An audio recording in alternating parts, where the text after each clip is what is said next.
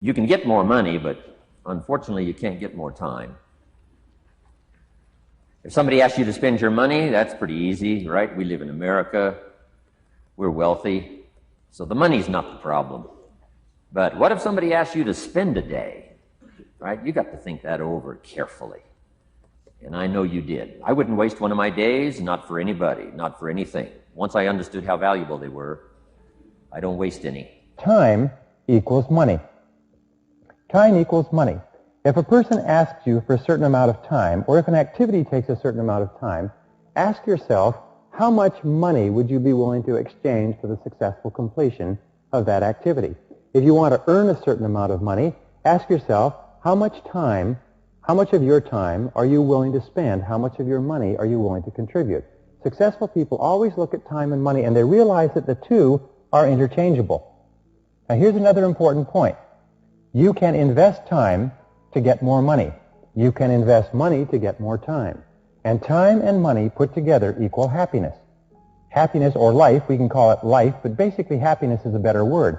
So always exchange time for happiness. Always exchange money for happiness.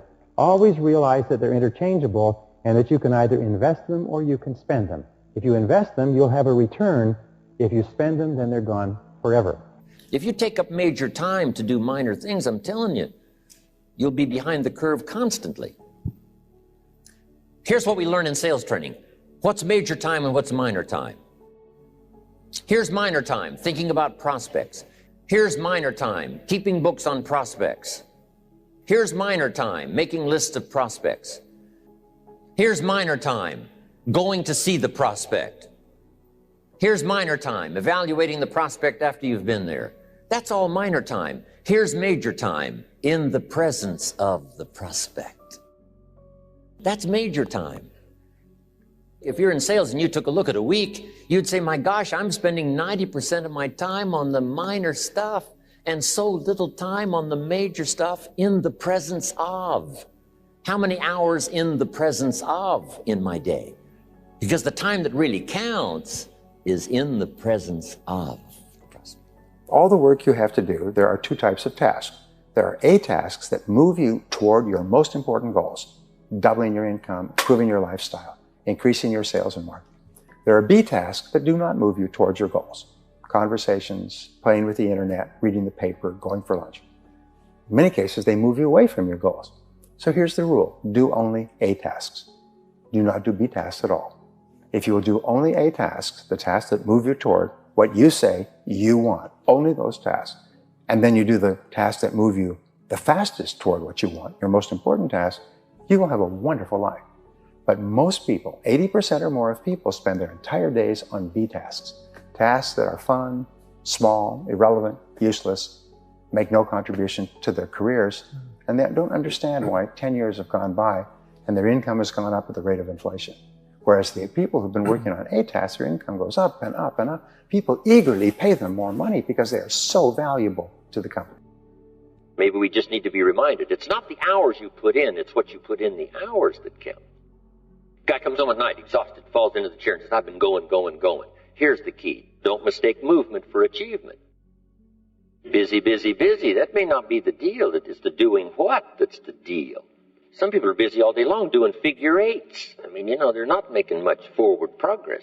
Keep coming back around where they started. Learn to separate majors and minors. Here's something that requires minor time. Here's something that requires major time. You see, the great majority of people don't realize that the reason they're failing is because they're doing things that are not making them successful.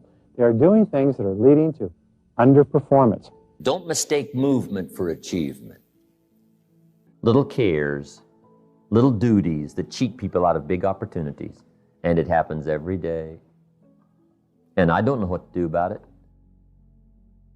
Some people have the incredible ability to major in minor things. So don't mistake movement for achievement. Time management is a discipline. Time management is a series of habits that require repetition and practice, and the ability to manage your time is a measure of self-control, self-mastery, self-discipline. It's a measure of your overall character. Every single act of self-discipline in managing your time better increases your ability to discipline yourself in every other area. Every single time management skill that you learn increases your ability to use other time management skills. But every laxity in discipline in time management causes your level of discipline in other areas to decrease simultaneously. Time is like capital. You can't let someone steal your seed corn. You can't let someone steal your capital. And you can't let someone steal your time. When should you start the day? Now jot this one down on time management. When should you start the day? As soon as you have it finished. Plan the day the best you can, leaving plenty of room for improvising and surprises and all the stuff that happens during the course of the day. But if you've planned a good, productive day, now you start that day, you can't believe how much more valuable your time will be. Don't start the day until you have it finished. Imagine that you can gain 2 hours per day. 2 hours per day will translate into roughly 10 hours per week, and 10 hours per week will translate roughly into about 500 hours per annum. Ask yourself what you would do with a 25% increase in your productivity and performance. What would you do with the time? You see, what we know is the more you are clear about how you would use the time you would save, the more likely it is that you will engage in the activities that allow you to save the time. What would you do with a 25% increase in your time? Some people write books. Some people dramatically increase their performance and their output in their chosen career. Some people are more effective in other things that they do. So first of all, decide why you want the time, and the more you want the time, the more intense your desire to get that time, the more likely it is that you'll learn the skills. Now here's a big one, concentration. I had to learn this. All those years ago, I'm in the shower trying to compose a letter. Found it turns out to be a strange letter. What I finally learned to do is enjoy the shower.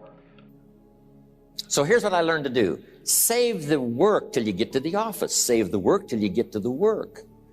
Some guys in business, right, they're already at the office at the breakfast table.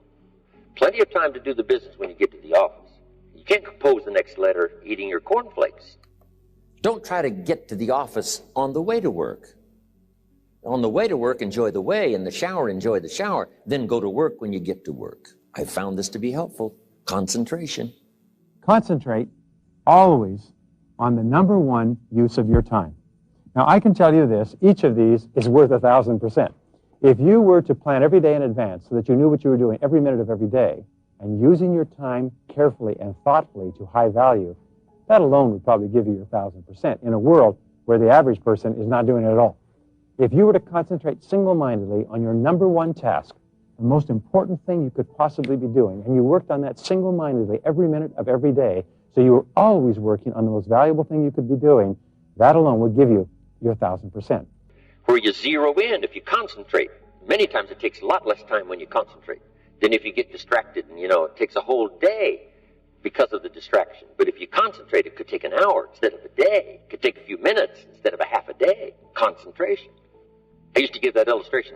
I read this little article in Reader's Digest. It said, wherever you are, be there. Concentrate there.